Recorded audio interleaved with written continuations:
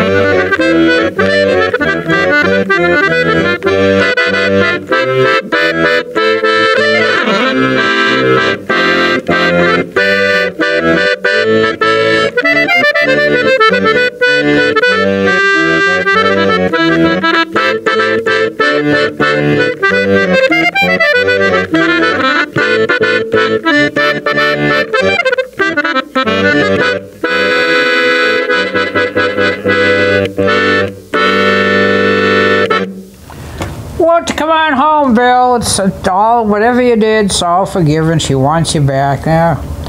What does she know? You know? Well, this next tune is, for us, is kind of recent. It's only been around for, I don't know, 50, 55 years or so. It was written 1963 by Roy Orbison. Remember Roy Orbison? Sightless guitar player and singer. I guess the whatever the problem he had with his sight was like in his whole family. I guess he could see a little bit, but for all intents and purposes, he was blind. Of course, he did a lot of great things. So he wrote the song somewhere around 1963, and he recorded it and had pretty big hit with it. Then around 1977, some young lady named Linda Ronstadt. Remember Linda Ronstadt? I probably just gave away what song we're going to do. Yes, of course, it's going to be little Latin flavor, little Blue Bayou. So here we go.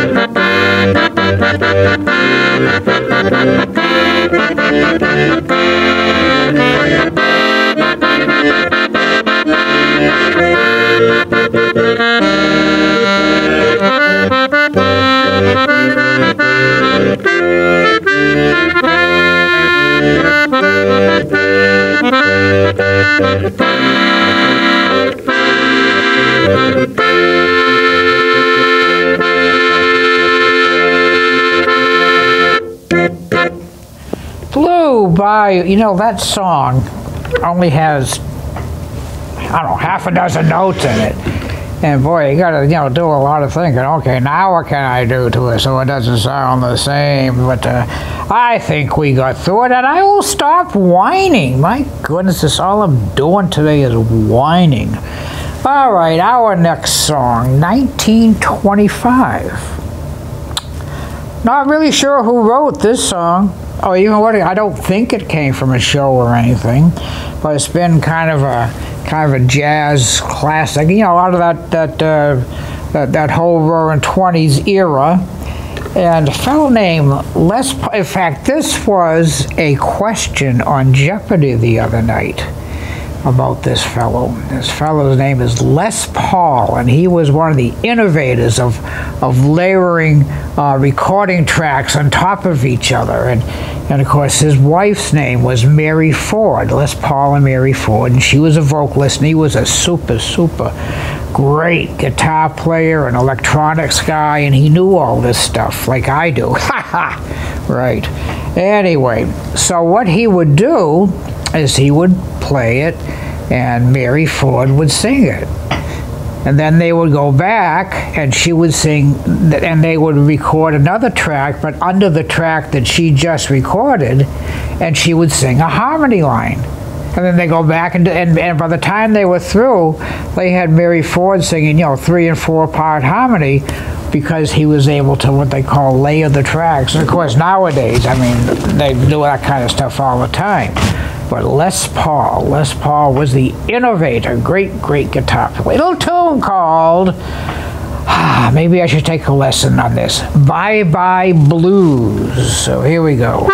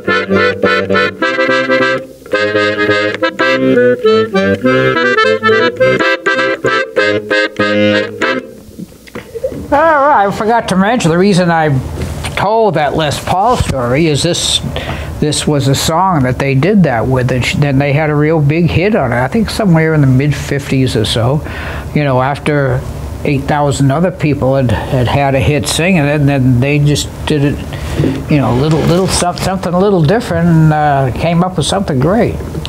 Well, this next tune, I know I've played on the show before, and I've probably told this story, but of all the songs that I play and stories, this has got to be the most interesting. Great songwriting team, Rodgers and Hart, in 1934, they wrote a song. Well, they wrote a lot of songs, but they needed a song for a special show. I don't know if it was a presentation or radio or whatever. So they wrote this song. and it was great. Unfortunately, the project fell through, so it never got recorded. Back on the shelf. A year later, knock on the door. Hi, I understand you got a great song here. You know, I got this, you know, XYZ thing happening. I think that would be great for my project. Okay, here we go. Drag the song out, fellow takes it. Down the tubes again. You see where I'm going with this? This happened 3 times. And of course, each time, they would ask, you know, but could you just change the words a little bit, you know, to fit this guy's project? So Lorenz Hart, who wrote all the words and lyrics, you know, he's there all day writing new words to this tune. Well, 4th time comes around, fellow says, you know, say to God, a great project, blah, blah, blah. But one little thing, you know, guess what? Could you rewrite the, and they did.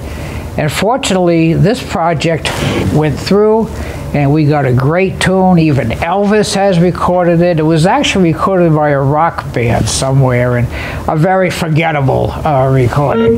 Little tune called, you all know this one, Blue Moon. So here we go.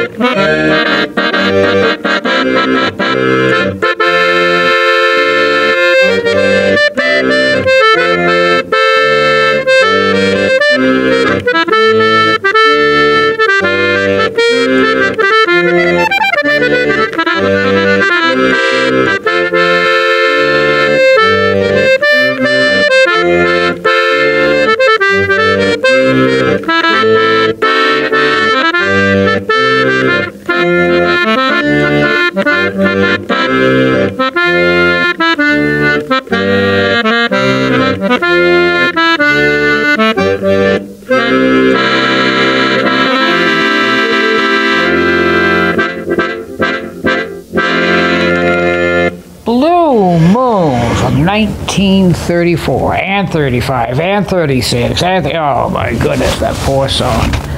It was probably felt that nobody loved it, you know, but everybody loved it since then. That's a great, great old standard. Well, we're getting near the end of our time. Now, this next song was written in 1932. I know very little, if anything, about it.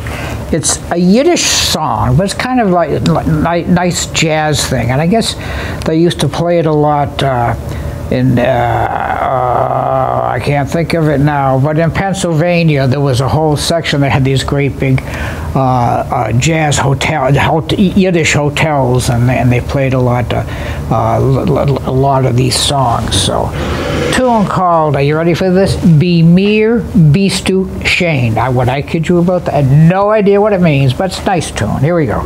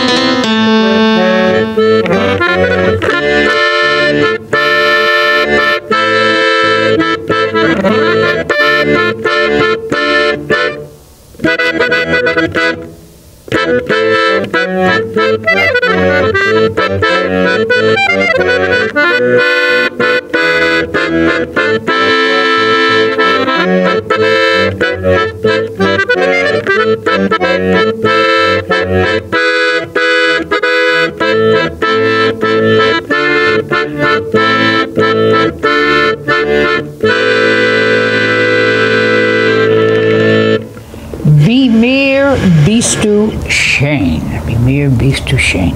Well, that kind of wraps up our little set of proceedings here for today. I don't hope I didn't whine too much, but well, you know, I'm not going to even whine about my whining. So there we go. And you know what I'm going to say, of course, bring all those young uns in to hear this music, especially Be Mere Beastu Shane and other things.